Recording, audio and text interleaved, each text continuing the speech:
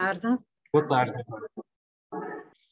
Eu quero cumprimentar todos os presentes que vão intervir neste painel, agradecer ao Iberojur o convite para moderar um tema tão interessante sobre direito tributário e fiscal, que é para mim uma área de eleição, e cumprimentar de facto todos os que vão intervir e apresentando trabalhos, bem assim como todos aqueles que estão connosco para assistir aos diferentes palestrantes.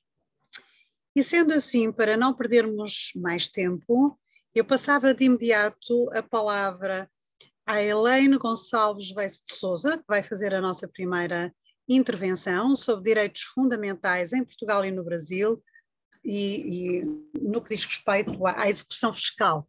Eu não sei se já está connosco.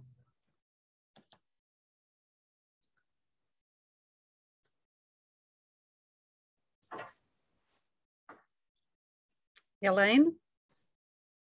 Sim. Boa tarde. Boa tarde, bem-vinda.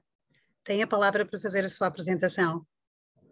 Ok, então agradeço a todos aí que estão presentes. É uma grande satisfação estar aqui com vocês. Inicialmente, gostaria de dizer que eu sou vinculada ao programa de Justiça e Governança da Universidade do Minho. Eu moro em Itajaí, Santa Catarina, aqui trabalho, mas desenvolvo pesquisas ali junto ao Congresso, ao Instituto ali da Universidade do Minho. E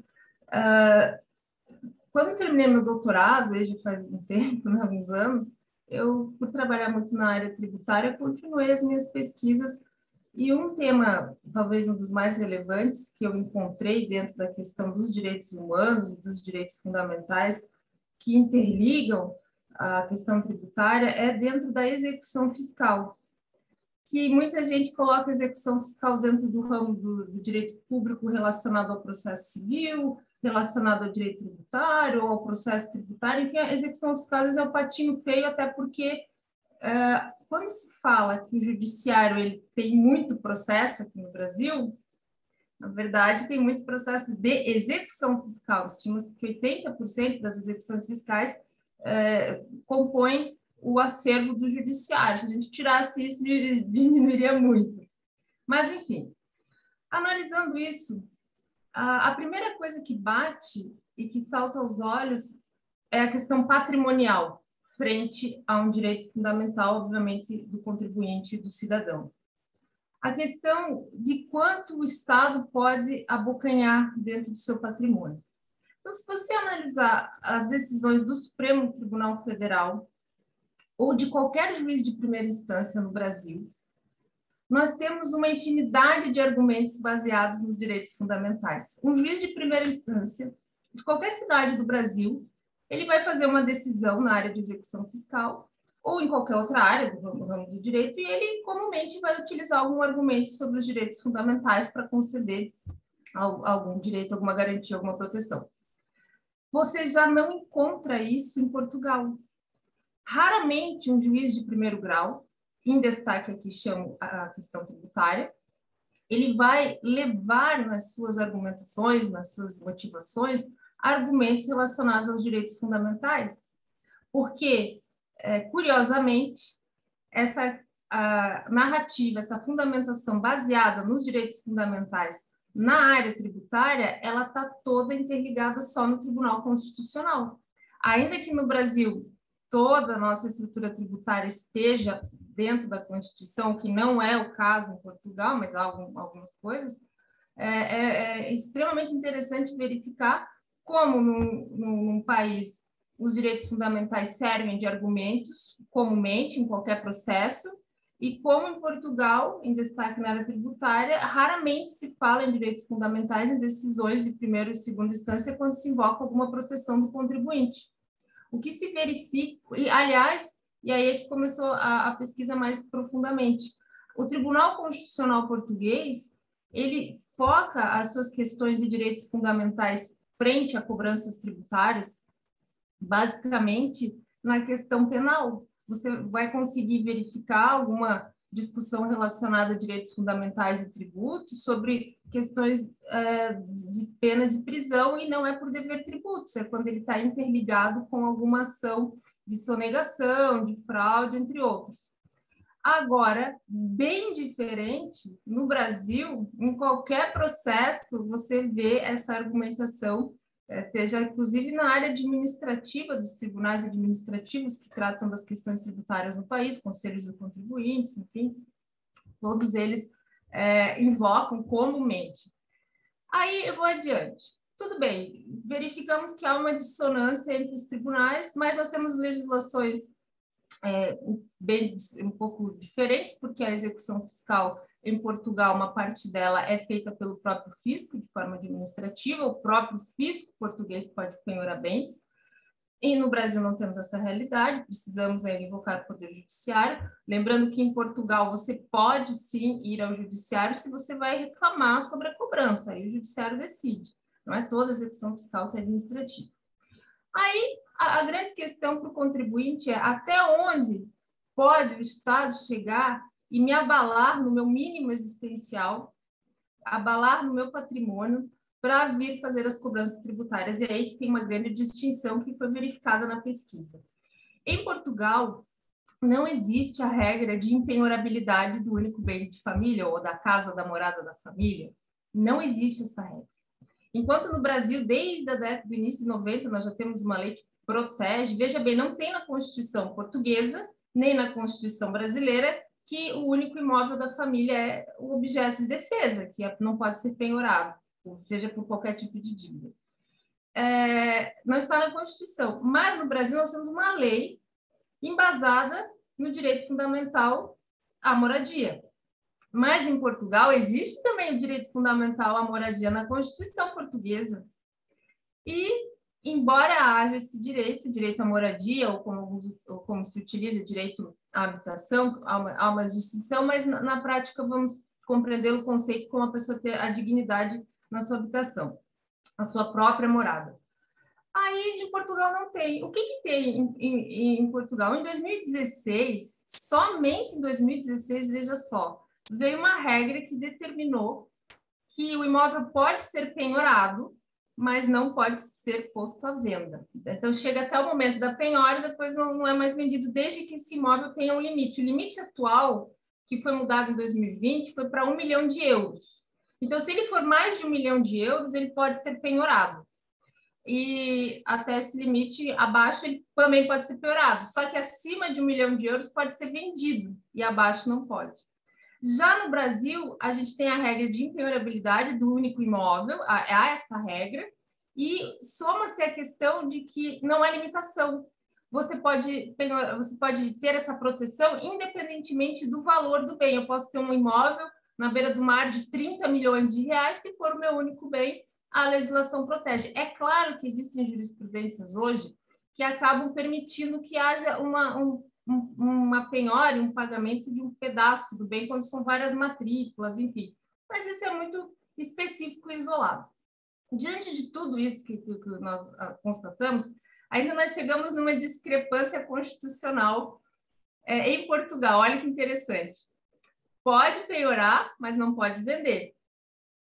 E o Tribunal Constitucional, antes de 2016, antes de vir essa norma, ele já havia enfrentado esse pedido. Alguém dizendo, olha, não seria inconstitucional você permitir a penhora da única casa de morada da família por dívidas do próprio Estado? Porque o Estado ele não tem que te garantir habitação. Como é que o próprio Estado que te garante a habitação vai lá te tirar a tua habitação? É um ciclo vicioso, eu vou ter que tirar a habitação desse cidadão, depois eu vou ter que pagar um dinheiro para ele se manter em algum lugar? Pois é, o Tribunal Constitucional se manifestou na época na base da doutrina do professor Canotilho, e diz o seguinte, olha, direito à habitação não é direito a ter uma habitação, não é ter direito a uma casa. Direito à habitação é você ter ajuda, pode ser até ajuda financeira do Estado, para que você tenha onde morar, um aluguel social, algo nesse sentido. Já no nosso Brasil, diferentemente, foi considerado, sim, que o direito à moradia, com base na lei atual, que determina que a única casa de morada da família, um bem de família, como nós chamamos no Brasil, pode vir a ser objeto não pode vir a ser objeto de penhora em nenhum caso, exceto, aí tem, né, por dívidas tributárias inerentes ao próprio imóvel, como é o caso do IPTU. Então, se tiver uma dívida de contribuição de melhoria, uma dívida de IPTU, até uma dívida de condomínio, aí nós estamos na área tributária, é passível de penhora. E eu jogo a reflexão até quanto, né, sobre o palio do interesse público pode o Estado entrar dentro do patrimônio do contribuinte e destruir a própria base tributável. Porque qual é o objeto do direito tributário? É o tributo ou é o contribuinte? Né? Encerro aqui, então, a minha fala e agradeço a atenção de todos e um grande abraço à professora Maria do Rosário, né? Muito obrigada, doutora Elaine.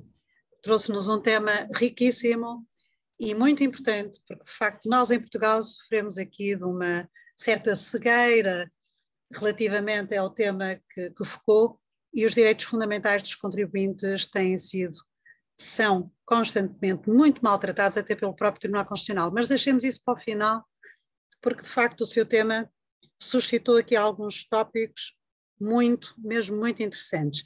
Eu passaria então a palavra ao Dr. Miguel Ángel Andrés Lamas, que eu penso, desculpem, mas eu acho que na ordem houve aqui uma alteração e agora não seria exato. Eu peço desculpa, Dr. Miguel ainda não é a sua vez, mas sim a de Maria Gomes Santos, da Universidade de Salamanca. Está connosco? Vai apresentar um tema sobre Compliance Programs as Tools to Foster Competition. Doutora Rosário, desculpe, houve também alteração da autora Maria Gomes, portanto, apresentou ontem. E poderá então passar ao próximo autor. Então será mesmo o Dr. Miguel Ángel Lamas. Exatamente.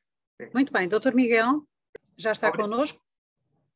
Vai nos apresentar, vem também da Universidade de Salamanca, Espanha, e vai apresentar um tema sobre o direito público ante o desafio do euro digital. Bem-vindo, Dr. Miguel, tem a palavra. Obrigado, muchas gracias por la oportunidad de hacer esta presentación. Pido disculpas por falar en español. Voy a hablar de los retos que implica el euro digital para el derecho público. El orden de mi exposición será el siguiente. En primer lugar, hablaré del concepto jurídico del dinero y de su evolución, y después explicaré qué son las monedas digitales soberanas y el proyecto de euro digital, así como los retos que plantea el euro digital desde la perspectiva del derecho público. El concepto de dinero es todo menos claro. A grandes rasgos podemos decir que en la ciencia económica coexisten dos grandes enfoques sobre el dinero en función de su origen. Por un lado tenemos el dinero mercancía, que es el enfoque ortodoxo o dominante, y por otro lado el dinero deuda, que puede considerarse heterodoxo o minoritario. Desde el enfoque ortodoxo se postula que el dinero es algo exógeno, neutral, es como un estadio superador del trueque. Por otro lado, para el enfoque dinero-deuda, el dinero se concibe como una unidad de cuenta que en sus orígenes permitió pagar deudas e intercambiar bienes en función de los criterios que las autoridades públicas determinaban. En el campo jurídico puede decirse que la visión del dinero que ha predominado es la ortodoxa, en el sentido de que el dinero es también exógeno a la propia ciencia jurídica. En el ámbito supraestatal sí puede constatarse la configuración de un derecho monetario internacional, pero en el derecho interno el panorama es oscuro. No existe el derecho monetario, al menos en España, como disciplina académica autónoma, y el dinero tampoco ha sido conceptualizado en ninguna rama del derecho.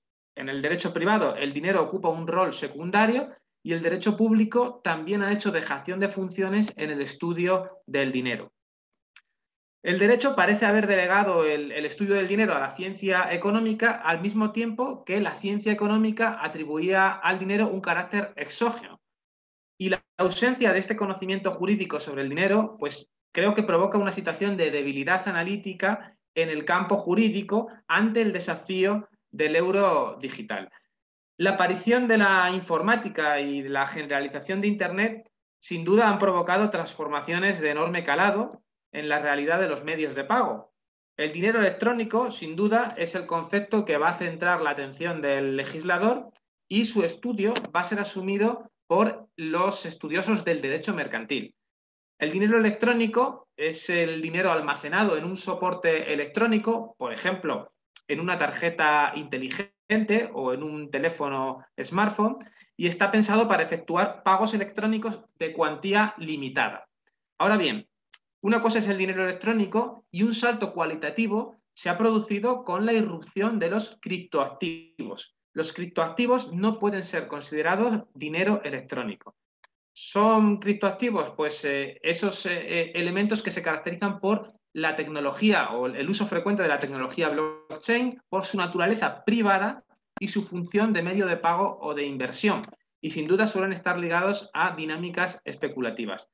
La respuesta inicial de la Unión Europea pues trataba de prevenir el blanqueo de capitales y el fraude fiscal también, y muy recientemente prácticamente ya se encuentra aprobado el reglamento MiCA, que es un reglamento que regula el mercado de los criptoactivos, que aporta claridad conceptual y que pretende desplegar un esquema regulatorio en este mercado. Bien, pasando ya a abordar la cuestión del euro digital, hay que decir que el euro digital es una moneda digital soberana. Por eso hay que explicar qué es una moneda digital soberana, que ya adelanto es algo distinto al dinero electrónico y es algo distinto, por supuesto, a los criptoactivos. Una moneda digital soberana es un depósito en el Banco Central que puede ser empleado para efectuar pagos electrónicos. Las monedas digitales soberanas pueden ser de carácter mayorista, restringidas pues a un número reducido de contrapartes financieras, o también pueden ser de carácter minorista. Las monedas de carácter minorista, que son las que nos interesan, son un pasivo del Banco Central que tienen los consumidores y las empresas, de manera muy similar a las actuales reservas bancarias que, lógicamente, solo tienen los bancos privados en la actualidad. Las razones que se esgrimen en la literatura económica para crear una moneda digital soberana son muy variadas. El progresivo abandono del dinero efectivo, esto es algo que todos conocemos, la materialización de la política monetaria, la lucha contra el crimen económico o también las mejoras en los medios y sistemas de pago. Las iniciativas de crear monedas digitales soberanas se han ido sucediendo en numerosos países. En la Unión Europea, el pasado mes de julio de 2021, del año pasado, el Consejo de Gobierno del Banco Central Europeo acordó iniciar la fase de investigación del proyecto de euro digital. Es una fase que durará 24 meses y tendrá como objetivo abordar los aspectos de diseño y de distribución, poniendo el foco, dice el Banco Central Europeo, en las necesidades de la ciudadanía europea y además considerando el euro digital como un complemento del efectivo. Es decir, no va a sustituir en principio al dinero físico. Bien, pese a su enorme relevancia, no abundan los estudios jurídicos sobre la propuesta de un euro digital. Desde el derecho mercantil sí se ha realizado algún análisis riguroso en España, pero no así desde el derecho público. Una moneda digital soberana no solo tendría la función de operar como medio de pago, sino que puede conceptuarse como una herramienta de política monetaria, creo que todavía con unos contornos imprecisos, lo que sin duda plantea un desafío al derecho público. El derecho público se ha configurado con esquemas dogmáticos previos al surgimiento de la macroeconomía, y esto provoca una debilidad también, una debilidad analítica.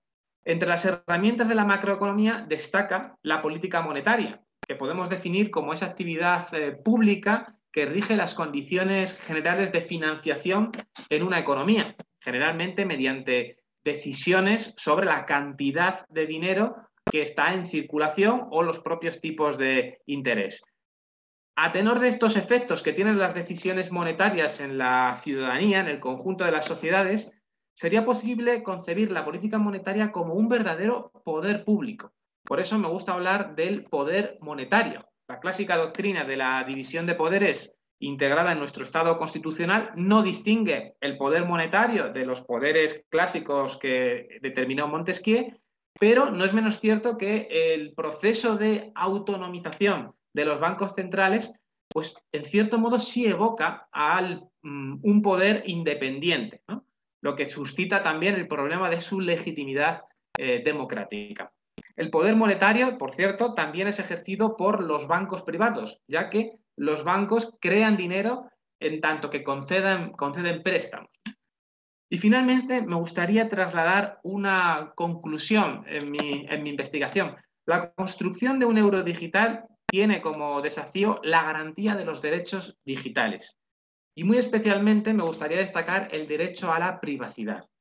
Pero también hay que citar otros derechos digitales como el derecho a la ciberseguridad o a la accesibilidad universal, para que no, digamos, pueda implementarse esa brecha digital que está presente en nuestras sociedades. Desde la perspectiva regulatoria, una vía que considero eficaz para explorar la garantía de los derechos digitales de las personas usuarias de dinero y del euro digital en particular, podría ser la de los llamados bancos de prueba regulatorios, ¿no? En inglés, Regulatory Sandbox.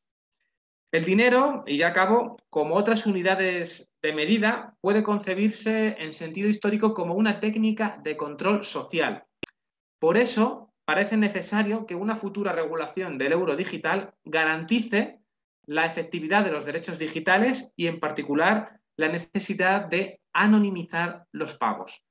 Y desde una perspectiva geopolítica, me gustaría decir que China está ya llevando a cabo ya el proyecto de yuan digital y por eso mismo la garantía de la privacidad puede convertirse no solo en un derecho que tenemos que garantizar, sino también en un factor determinante en la carrera por la internacionalización de las monedas digitales soberanas. Nada más, muchas gracias por esta oportunidad. Obrigado. Muito obrigado, muitas graças pela magnífica palestra. E eu vou passar de imediato ao seguinte palestrante, Alexandre Coutinho Pagliarini e Luís Carlos Giseler Júnior, espero ter dito bem os nomes, que vêm do Centro Universitário Internacional da Uninter Brasil, com o tema sobre a reforma tributária igualitária e a disfunção da praticabilidade tributária. Têm a palavra para a apresentação. Boa tarde a todos. Olá, boa tarde. Muito boa tarde. Somente eu farei a apresentação hoje, o professor Pagliarini está em outro compromisso, então farei a apresentação do trabalho de hoje. Antes de tudo, agradeço muito a presidência. Meu sobrenome ele é objeto de várias pronúncias ao longo do... Estou curiosa. Como é que se pronuncia mesmo? Giseler. Giseler, é alemão. Pronto, é alemão, ok. Estou esclarecida. Muito bem, bem-vindo. Muito obrigado a todos. Também cumprimento aqui a todos os participantes, especialmente aos professores Paulo de Lara e os professores Gillings, meus queridos colegas do PPGD também, do Unibrasil, da Universidade aqui também de Curitiba, onde cursamos o curso de doutorado. A ideia que trago aqui para a gente, para a apresentação, é sobre essa perspectiva da reforma tributária igualitária e esse papel que pode ser bom ou ruim, enfim, aí depende da leitura que fizermos a respeito disso, da praticabilidade tributária. Ao me debruçar sobre esse tema, num dos estudos que fiz sobre inteligência artificial, olha que conexão, né, professora Maria? Eu me deparei com o chamado princípio de Pareto, né, que é também algo que se utiliza muito também para justificar alguns algoritmos, né? E lá tem o princípio de Pareto. Ótimo de Pareto, não é, professor? O ótimo de Pareto. Ótimo, exatamente, o ótimo de Pareto, exatamente, o princípio de Pareto, né? E que ele diz que 80% dos efeitos derivam de 20% das causas, né? É a regra 80-20.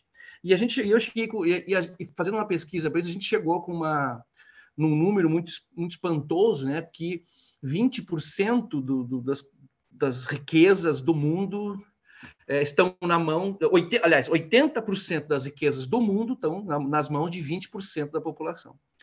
E isso como deveria ser aplicado no direito tributário, a gente tem aqui no Brasil uma lógica inversa. A gente tem que 20% da camada mais pobre da população é a que paga 80% da arrecadação dos tributos. Especialmente porque nós temos um sistema tributário que ele é regressivo, ele não é progressivo. Ele trabalha sob uma perspectiva de tributar, especialmente o consumo, né?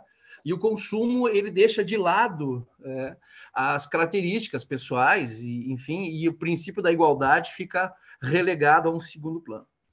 E é nesse cenário que aí a gente percebe também o papel da praticabilidade tributária nesse ponto. Como que a gente poderia reverter esse mecanismo para ter uma redução das desigualdades, né, aqui, porque esse sistema ele só empurra para que as pessoas fiquem cada vez mais ricas e os pobres cada vez mais pobres, como a gente vê ao longo dos nossos tempos aqui.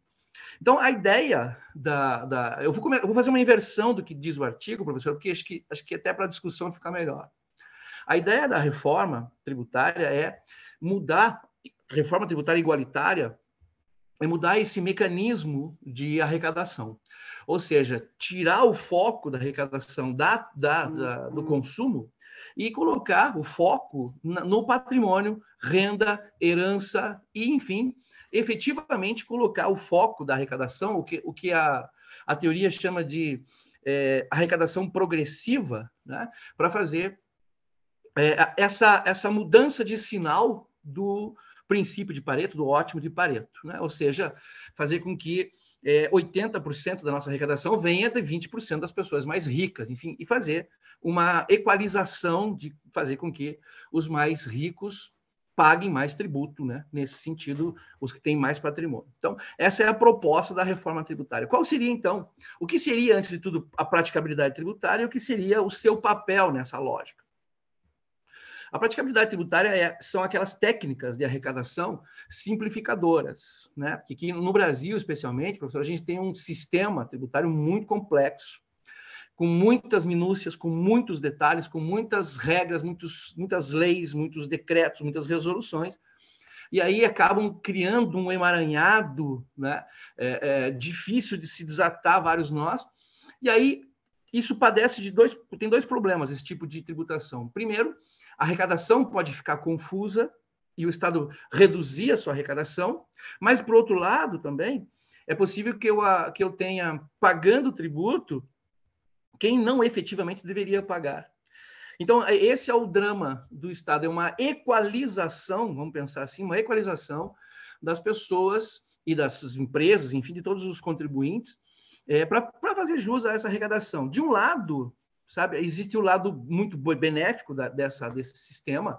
Nós temos aqui um exemplo de sucesso disso, que é o sistema simples de arrecadação, em que as empresas com faturamento X, e portanto, se presume o tamanho dela, recolhem, reunidos em uma única fonte, né, um único jeito, 8 tributos diferentes, e aí, com isso, a carga diminui, enfim, e o Estado, por outro lado, arrecada também mais, tudo de forma presumida, né?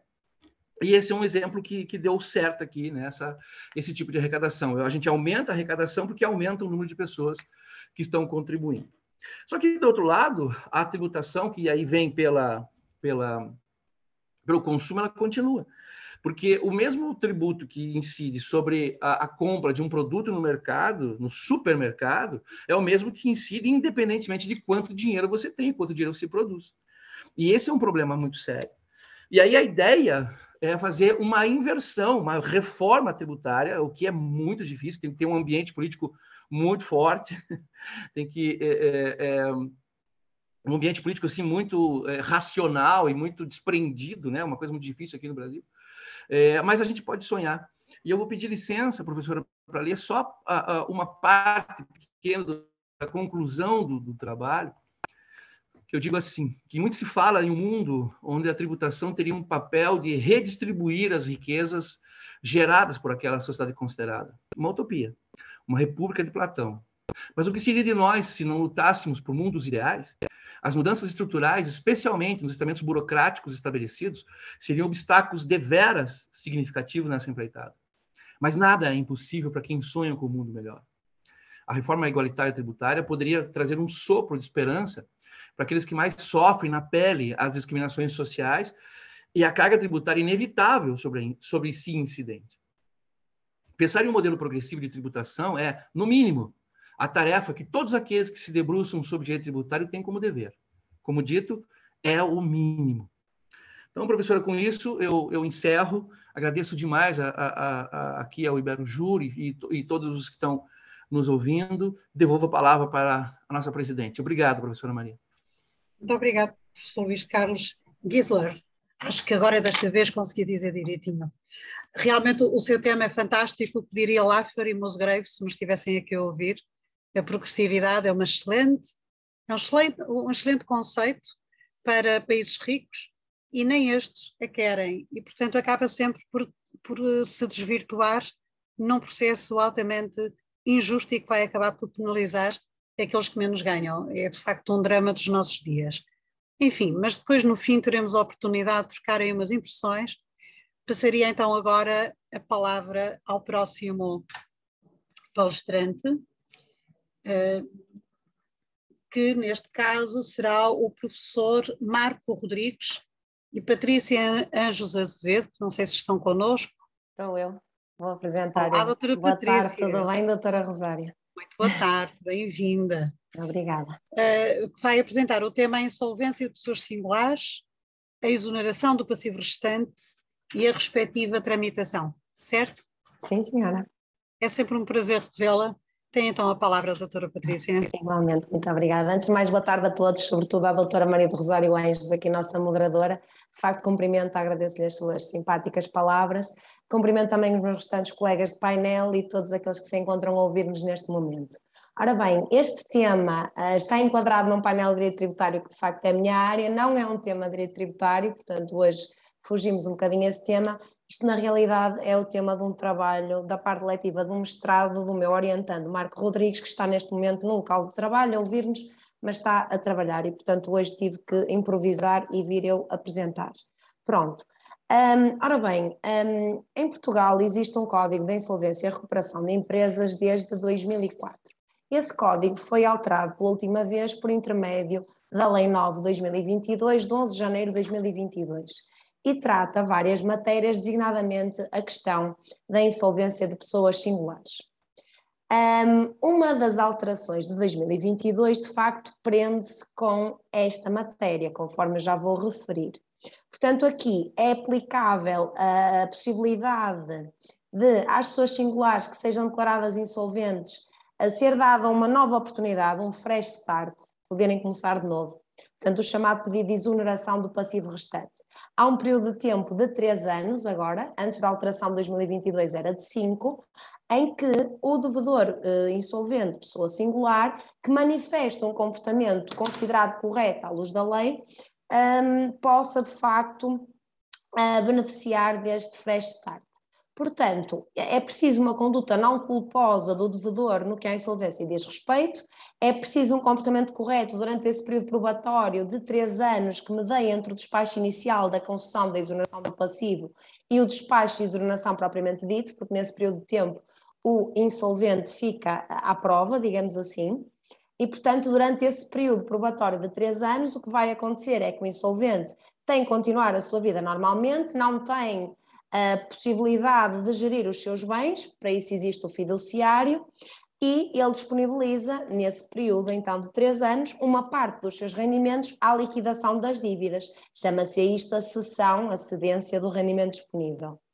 Pronto, então, relativamente àquilo que vimos aqui apresentar hoje, dentro do tempo limitado que temos, vamos referir-nos essencialmente à tramitação deste pedido de exoneração do passivo restante. Pronto, esta possibilidade não é exclusiva de comerciantes, pode ser solicitada por qualquer pessoa singular que seja declarada insolvente e a disciplina respectiva encontra-se prevista nos artigos 235 e seguintes do Código da Insolvência e Recuperação de Empresas, o CIRA. Isto é uma medida especial de proteção do devedor pessoa singular, portanto dizer que ao devedor pessoa singular que seja declarado insolvente e que mostre uma conduta correta, deverá ser dada a oportunidade de limpeza do passivo restante, portanto, ao fim dos tais 3 anos, que eram 5 antes de 2022, agora são apenas 3. A tramitação, como tudo, inicia-se com o requerimento, apenas o devedor tem legitimidade para apresentar esse requerimento, pode fazê-lo na própria petição inicial, se for ele a apresentar-se à insolvência, ou pode fazê-lo no prazo de 10 dias a contar da sua citação para o processo, quando seja qualquer devedor a pedir a sua insolvência ao juiz, claro.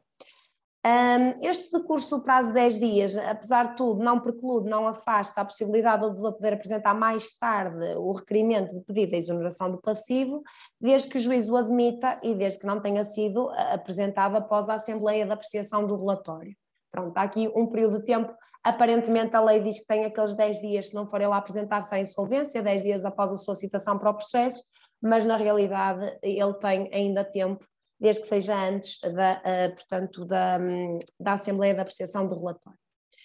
Este pedido, numa primeira fase, portanto, é efetuado no tal requerimento, depois, se a iniciativa de requerer a declaração de insolvência for de um terceiro, de um credor, portanto, temos esse período de tempo e depois, claro, sabemos que há aqui toda uma tramitação, portanto, pelo facto de ser pedido, não quer dizer que vá ser concedido e, portanto, aqui há alguns pressupostos que têm que ser respeitados.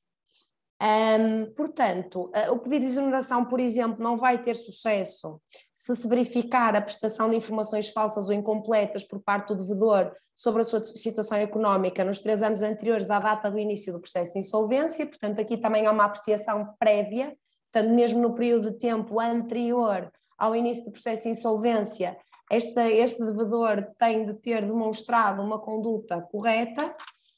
Por exemplo, não pode ter praticado uma série de crimes para os quais o Código de Insolvência remete, que estão previstos e punidos no Código Penal Português. O pedido de exoneração também não tem sucesso se houver uma conduta dolosa ou com culpa grave do devedor que se colocou propositadamente na situação de insolvência, por exemplo. E também pode acontecer de, não obstante não ter acontecido nada de mal, por exemplo, acontecer uma das causas de indeferimento liminar previstas no artigo 238 do Código de Insolvência e Recuperação de Empresas, do CIR. Depois aqui, não havendo indeferimento liminar, ok, é preferido despacho inicial, o despacho é preferido após a audição dos credores e da moção de insolvência, na tal Assembleia de Apreciação do relatório, por isso é que ele não pode vir depois dessa Assembleia. E também podem manifestar oposição à pretensão do devedor, os credores, por exemplo, etc. Portanto, aqui também os credores terão que estar de acordo. Por uma questão de oponibilidade a terceiros, sendo proferido este despacho, ele é objeto de publicação e registro. Durante o período de cessão, que são aqueles 3 anos, o rendimento disponível é entregue a um fiduciário, que é escolhido pelo Tribunal a partir da lista oficial de administradores de insolvência, e este rendimento disponível integra os rendimentos que o devedor aufira a qualquer título. Abrange então os rendimentos que advenham do devedor, seja a que título for, mas efetivamente, claro, é reservada uma parte para o sustento do devedor insolvente e da sua família, senão seria confiscatório. Neste despacho inicial, portanto, determina-se de facto o período de tempo em que vigoram os tais 3 anos do período probatório e nesses 3 anos, então, o devedor está portanto, obrigado a cumprir uma série de obrigações, designadamente, por exemplo, a exercer uma profissão remunerada, encontra-se impedido de abandonar o seu trabalho sem motivo legítimo, está obrigado a informar o tribunal e o fiduciário de quaisquer alterações nas suas condições de trabalho, no prazo de 10 dias a contar dessa alteração. Se estiver desempregado, ele deve procurar diligentemente um trabalho e deve informar o tribunal e o fiduciário sobre as diligências que realize para a obtenção de trabalho. Portanto, aqui não vale dizer, ok, então agora já que tenho que ceder o meu rendimento disponível, vou-me despedir, vou ficar desempregado em casa quietinho, porque assim ninguém cede rendimento disponível nenhum e vamos esperar os 3 anos e está feito, isso não pode ser. Ou então eu trabalho, vou deixar de trabalhar porque não vale a pena, não pode ser. Depois, entretanto, o procedimento de exoneração pode cessar antecipadamente, portanto, nesse período de 3 anos, imaginem que se verificou a satisfação integral dos créditos de insolvência, por exemplo, o rendimento disponível foi suficiente para pagar, isto deve ser raríssimo de acontecer, ou então sempre que se verificar que o devedor não se mostra digno de obter a exoneração, por exemplo, lá está, porque decidiu despedir-se só porque sim, ou porque está desempregado e não anda à procura ativamente de trabalho.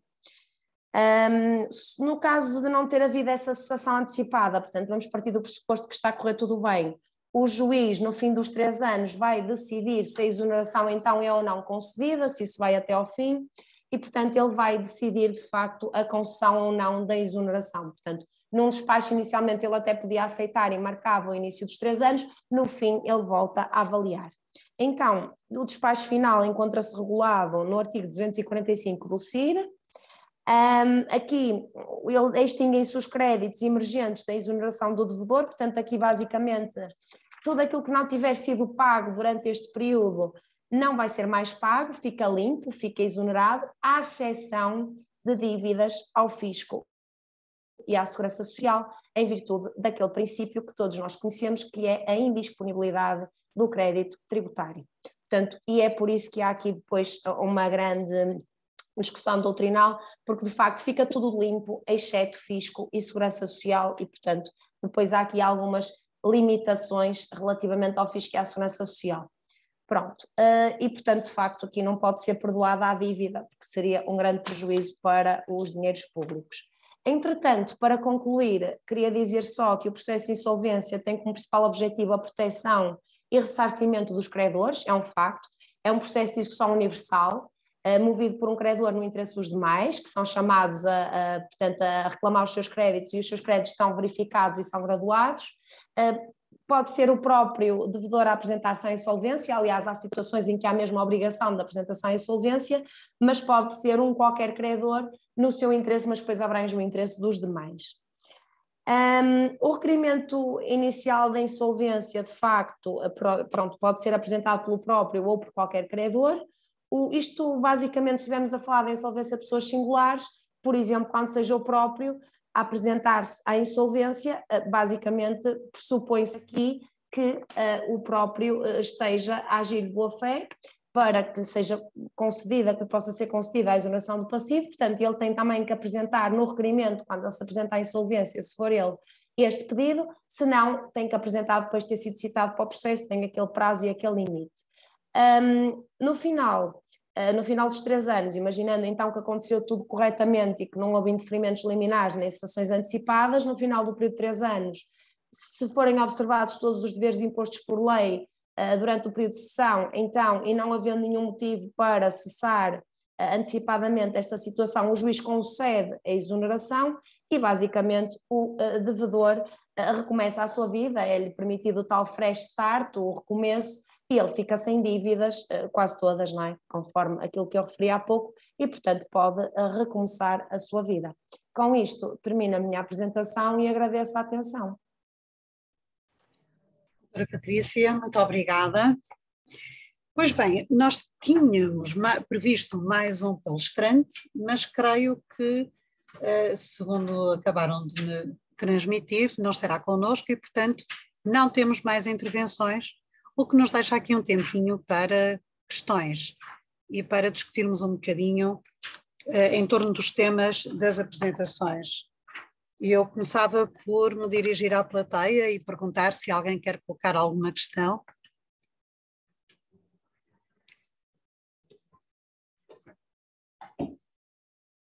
Para quebrar um bocadinho a timidez inicial, vou eu começar a fazer as minhas perguntas, o que dará algum tempo à nossa plateia para ir pensando nas questões a colocar. E eu vou começar precisamente pela doutora Elaine, que nos trouxe aqui um tema interessantíssimo. Realmente nós temos um problema com a proteção dos direitos fundamentais dos contribuintes portugueses, muito maltratados. O trabalho da doutora Elaine foca alguns desses tópicos e eu estava a ouvi-la há pouco e lembrei-me de um tópico que é, enfim, desde o início da reforma do processo tributário, que apesar de ser um daqueles ramos de direito que está em permanente reforma, como aliás o direito tributário também substantivo também está em permanente reforma, tantas são as mudanças constantes, mas desde a reforma de 88, e em 88 em Portugal houve uma reforma muito grande do direito substantivo, do direito tributário puro e duro, e depois foi seguida do ajustamento no direito processual tributário. E não há dúvida que, de facto, há uma longa tradição em Portugal de transformar os serviços de finanças em órgãos de execução fiscal.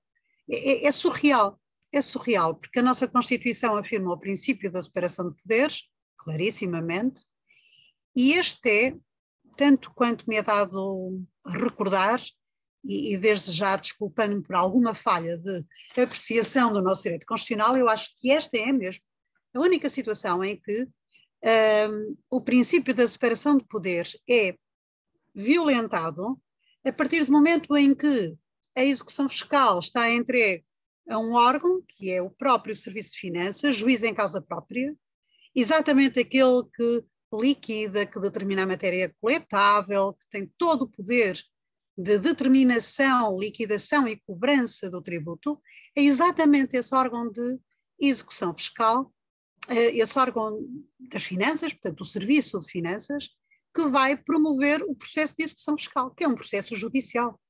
Também entre nós, o processo tem natureza judicial. E eu gostava de saber qual é a opinião da doutora Elaine, se não acha isto uma bizarria total face à apreciação que faz dos direitos fundamentais dos contribuintes, nomeadamente à luz da Constituição Portuguesa. E depois, já agora, tinha aqui, sim, a doutora Elaine? Não, prossiga. Não, eu tinha essa questão e deixe-me só em jeito de piada dizer que em relação à casa de morada de família, é facto, como referiu, foi preciso chegar a 2016 para haver uma lei que tenta proteger a casa de morada de família, sendo certo que é uma proteção quase inexistente. Se nós pensarmos que uma grande parte dos portugueses com habitação própria tem habitação própria com crédito bancário. O que é que acontece? Quando cai a execução fiscal e o fisco penhora a casa de habitação, porque o pode fazer, só que a penhora é efetivada, mas não é executada até final, ou seja, não há venda. Mas logo que haja o registro da penhora do fisco, o que acontece é que qualquer entidade bancária que tenha financiado a aquisição daquela habitação está, à luz daquilo que é normal, em qualquer contrato de mútuo, ou seja, de empréstimo de crédito à habitação, está em condições de poder resolver, inclusivamente, o contrato e ele próprio banco colocar a casa em venda, porque a partir do momento em que cai a execução fiscal sobre o imóvel, o banco tem fundamento para resolver o contrato de mútuo, o que é absolutamente extraordinário. Eu não sei qual é a opinião da doutora Elaine relativamente a estas duas questões, mas gostava de ouvir um bocadinho. Depois também tem aqui umas questões para os outros palestrantes, mas eu reservava Doutora Maria do Rosário, satisfação estar conversando aí com a doutora.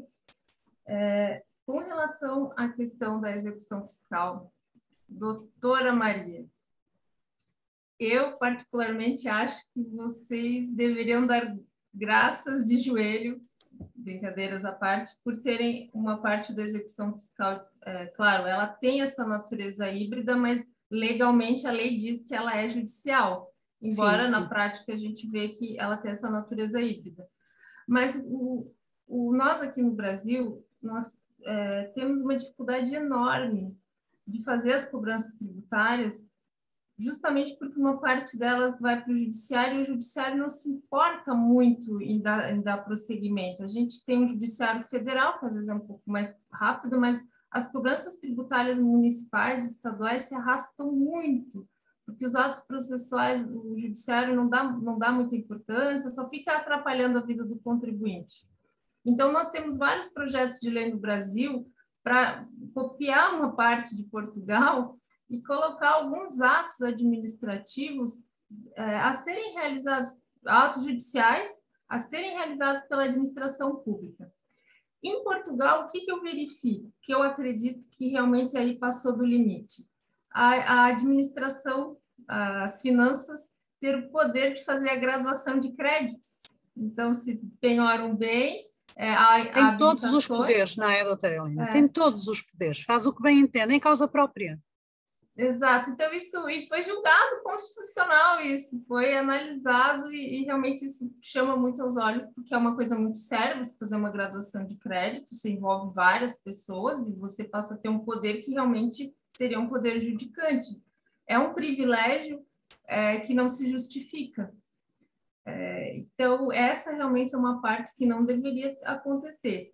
No nosso país, ao contrário, nós temos todos os atos de execução fiscal, são todos do Poder Judiciário, e que alguns deles eu penso que não precisariam ser do Poder Judiciário, como, por exemplo, a própria abertura do processo de execução fiscal, a tentativa de citação e os registros de penhora, porque na prática, hoje, quem acaba fazendo isso muitas vezes são a própria administração pública que executa. Hoje, quando você vai pedir uma penhora de dinheiro, você mesmo, poder público, tem que preencher um formulário e o Poder Judiciário só vai pegar aquele formulário e mandar para o Banco Central, não vai fazer mais nada. Quando se pede uma citação, a citação é só preencher um documento que vai para o correio e nada mais, ou vai para um oficial de justiça, que às vezes o oficial de justiça a gente chama DOC, é um servidor público do município, do estado, cedido ao Poder Judiciário para ajudar a encontrar os devedores. Então, esses atos, e a própria penhora hoje, né, do imóvel também, é tudo online, tudo eletrônico. Doutora Helena, em Portugal já se pensou passar grande parte dessas operações de execução fiscal ou que precedem propriamente a execução, porque realmente o processo de execução fiscal só converte em judicial se houver oposição por parte do executado, não é? Pode até nem haver e, portanto, ele decorre, e aí é pacífico que não havendo oposição, não é? O processo decorra no Serviço de Finanças. Mas já houve alguma tentativa de passar alguma dessas operações para os nossos agentes de execução.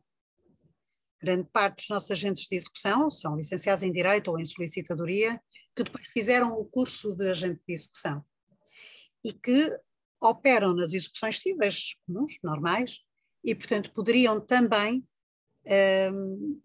ter intervenção nesta matéria. Aqui o grande problema que eu vejo no nosso sistema, e que eu acho que como focou essa questão dos direitos fundamentais, que eu acho que é essencial e concordo inteiramente com o que disse, há um descuido muito grande, há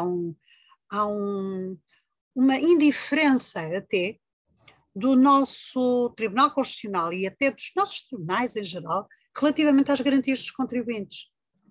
E a questão é se, por um lado, há muitos contribuintes que deviam pagar e não pagam, é um facto, e que sistematicamente têm uma conduta de evasão fiscal, há muitos outros que são vítimas de prepotência fiscal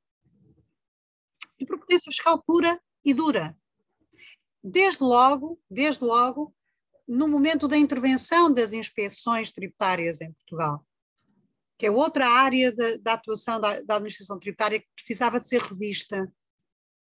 Mas, enfim, de facto, a mim repugna-me, há muitos anos que eu, nos processos judiciais que vou tendo como advogada, invoco a violação do princípio da separação de poderes, nomeadamente numa matéria muito específica, que é a matéria das reversões fiscais. Aí, para mim, ainda é mais grave. A reversão fiscal é um ato processual, por via do qual a execução fiscal que corria contra uma empresa, pessoa coletiva, vai passar a ter como executado o seu antigo gerente, administrador ou diretor, desde que se cumpram determinados pressupostos legais, não haja património da pessoa coletiva, etc, etc. E há um pressuposto muito importante, é que um gerente, um administrador ou um diretor só será responsável pela dívida fiscal da pessoa coletiva se tiver agido com culpa, porque o instituto jurídico subjacente a todo o conceito jurídico de substituição tributária, que é depois coadjuvado no processo pela reversão, é o Instituto da Responsabilidade Civil. por atos ilícitos.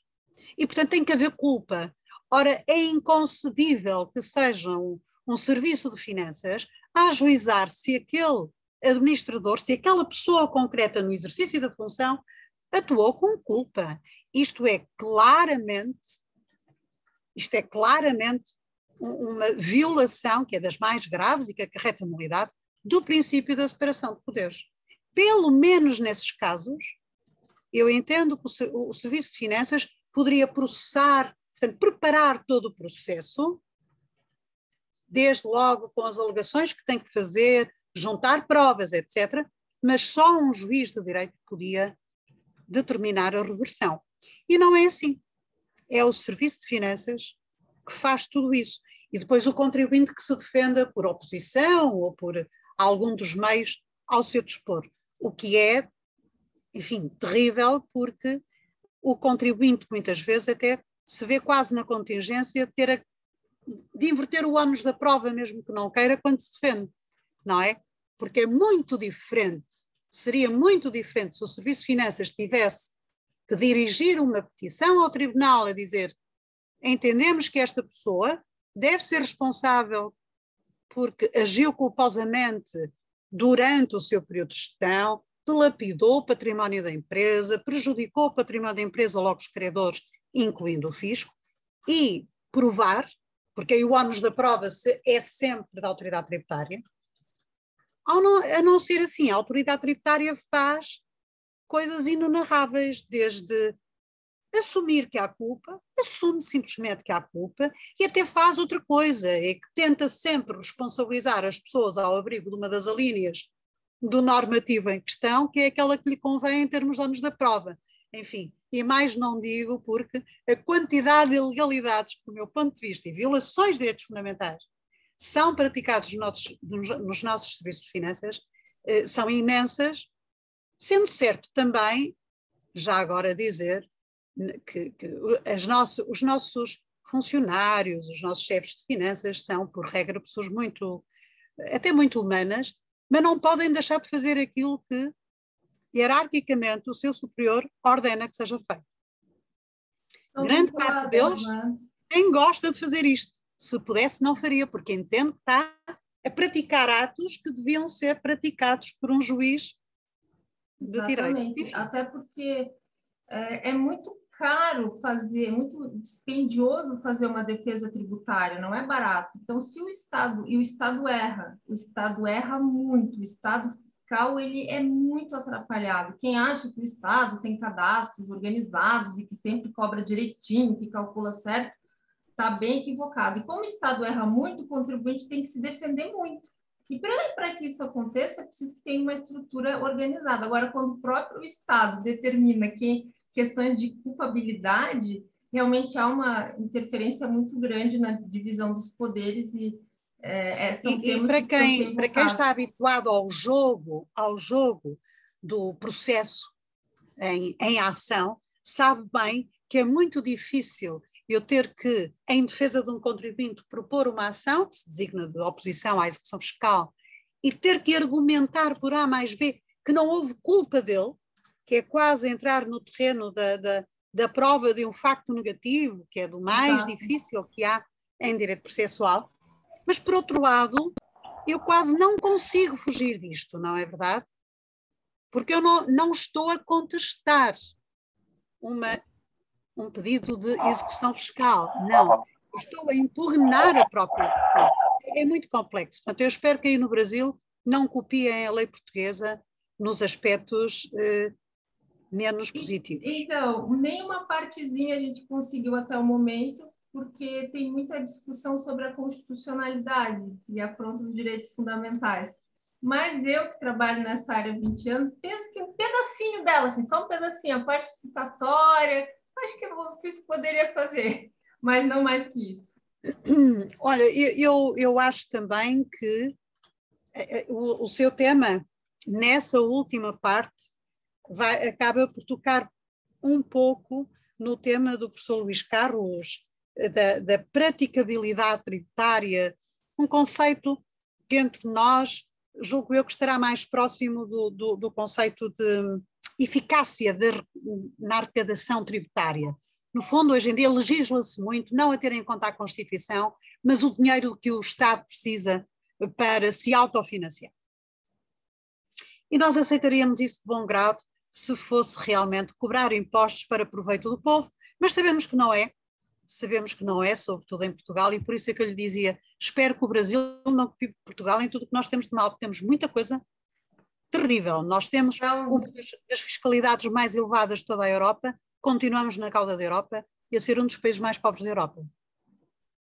Olha, até vou comentar só uma coisa engraçada. Numa certa ocasião, eu visitei o professor Casal Tanabás.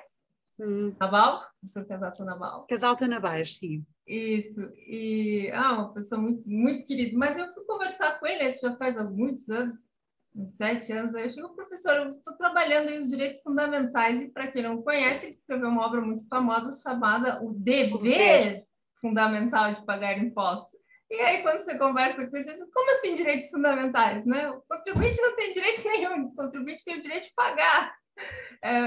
Foi muito engraçado. Mas essa é uma perspectiva de quem conhece o mundo a partir do gabinete de uma universidade. Então, conhece apenas uma pequeníssima parte do mundo. Depois, quem anda nos tribunais, quem pega realmente em processos e vê as coisas como elas são, a dura realidade daquilo que é feito na prática, muda um bocadinho de opinião. Por exemplo, quando nós temos... Ele fala depois, ele fala no livro dele um pedacinho sobre as defesas. Ele fala também. Um pedacinho, mas é só mesmo um pedacinho. A questão é que nós temos, por exemplo, uma inspeção tributária que ganha prémios de desempenho pelas liquidações que emite e não pelas cobranças efetivas.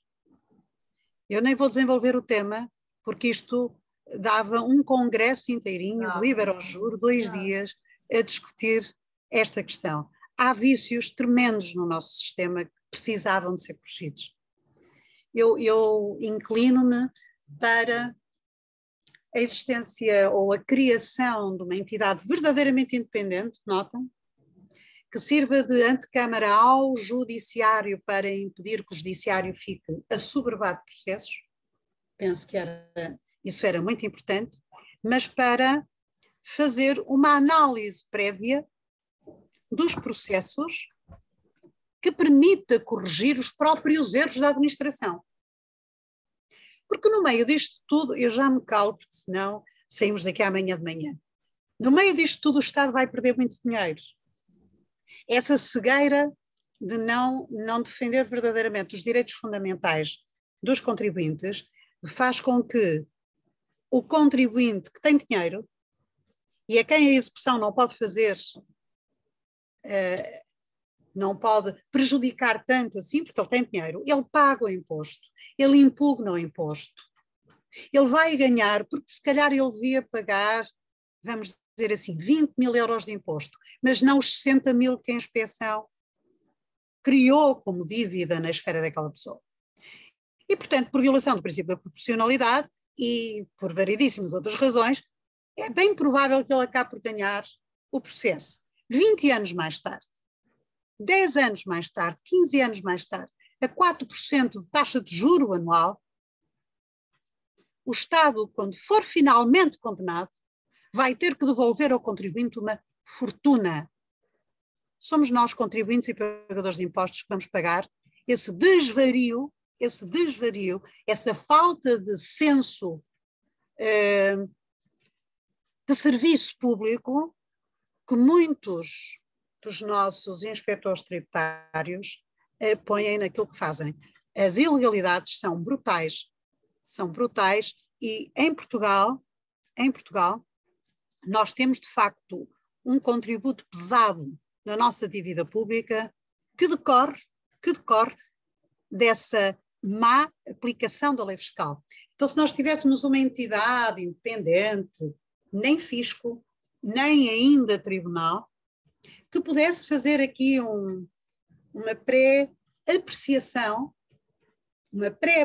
do litígio e, por que não, uma mediação do litígio, para evitar que tudo chegue aos tribunais. Porque quem tem dinheiro não só não paga o imposto, como acaba por fazer um belíssimo negócio à custa da ilegalidade cometida pelo Estado. E isto é muito injusto. Eu há pouco, quando ouvi o professor Luís Carlos a falar aqui da praticabilidade fiscal, enfim, porque é um problema sério, realmente. Eu desejo que o Brasil copie apenas aquilo que for mais adequado à vossa realidade. De acordo? E agora, com as crises econômicas, parece que o fisco vai mais em cima, né? Satisfação falar eu tinha só aqui uma última questão. Muito boa, muito boa. Eu tinha aqui uma última questão para o professor Luís Carlos e também para o professor Miguel Ângelo. E para não falar eu vou fazer as duas questões e vou ficar caladinha a ouvi-los a seguir, está bem? Então, para o Miguel Ângelo, eu queria lhe perguntar o seguinte: será que, como é que num contexto de um mercado, digamos assim, de euro digital, como é que nós vamos conseguir preservar a privacidade de que falava e combater o crime económico e a fraude fiscal? Eu vejo aí um conflito brutal e não sei muito bem como é que o direito o poderá resolver. E para o professor Luís Carlos, quando falava da natureza regressiva do sistema fiscal, nós em Portugal temos um sistema terrível, sempre tivemos, mas desde 2012, de facto, a classe média foi absolutamente escravizada com impostos. Em 2012 ainda havia a justificação porque estávamos tecnicamente falidos e, portanto, sob governação das entidades estrangeiras que nos financiaram, que nós designamos por Troika, porque era o BCE, a União Europeia e o FMI. Recuperamos relativamente, mas pelo menos recuperamos da situação em que nos encontrávamos e até hoje ninguém voltou a modificar os escalões e as taxas de modo a restaurar alguma capacidade da classe média. E por isso perguntava-lhe, professor Luís Carlos, como é que vê a progressividade no futuro? Será que ela está em vias de extinção?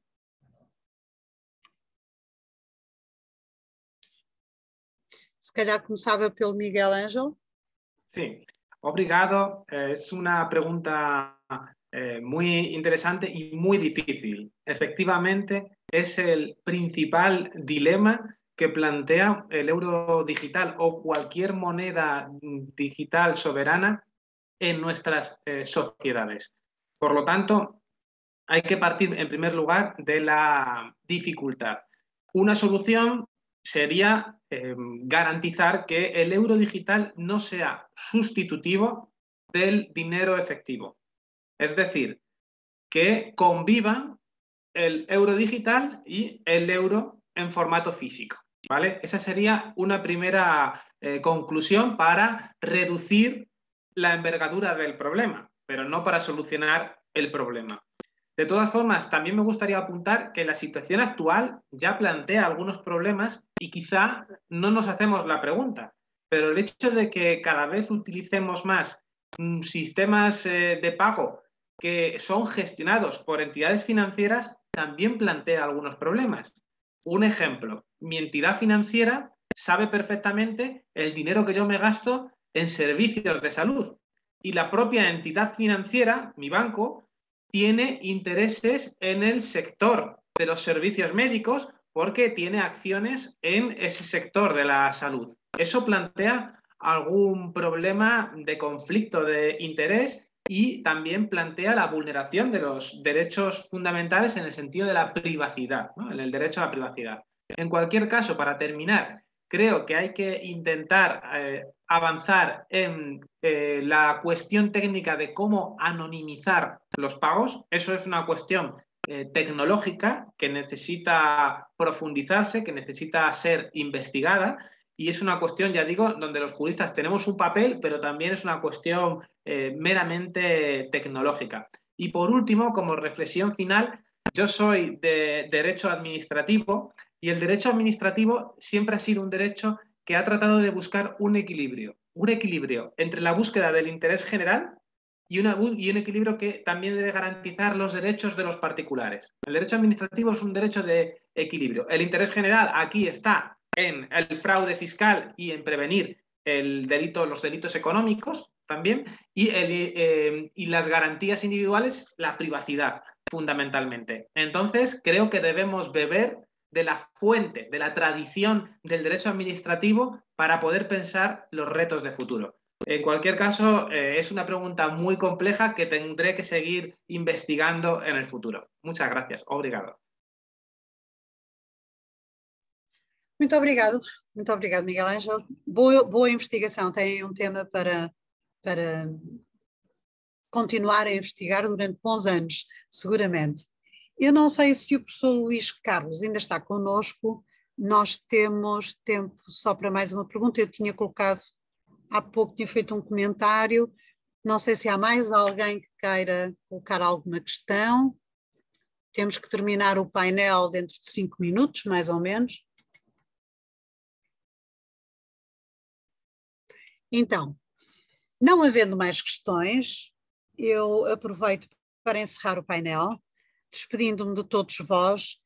Foi um prazer fazer esta moderação e é sempre bom ver que as questões do direito tributário continuam a motivar muito os investigadores de direito público, porque eu estou crente que esta é uma das matérias que mais importa investigar nos próximos tempos, sob pena. Vou repetir aqui uma expressão que em tempos me fez ganhar uma amiga e uma admiradora, a doutora Zélia Perdona, que não está aqui connosco, mas de facto nós vivemos em estado de escravatura fiscal e, portanto, ou de escravidão fiscal, se quiserem, sobretudo a classe média, que está basicamente em vias de extinção.